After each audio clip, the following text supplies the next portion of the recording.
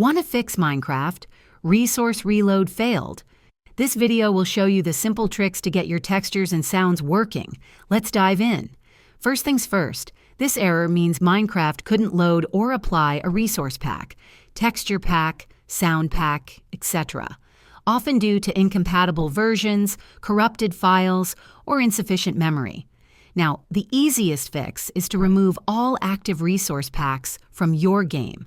Go to Options greater than Resource Packs in Minecraft, move all enabled packs back to the Available column, and then try loading your world.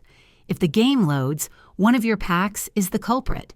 Next, check the compatibility of your resource pack with your Minecraft version. Resource packs designed for an older or newer version of Minecraft might cause this error. Only use packs specifically made for your game version. You'll also want to check for sufficient RAM allocated to Minecraft and sufficient free disk space. Large or high-resolution resource packs can consume a lot of memory. Ensure your system has enough resources. If a specific resource pack is causing the issue, try re-downloading it from its original source. The file might be corrupted. Finally, try restarting Minecraft in your PC.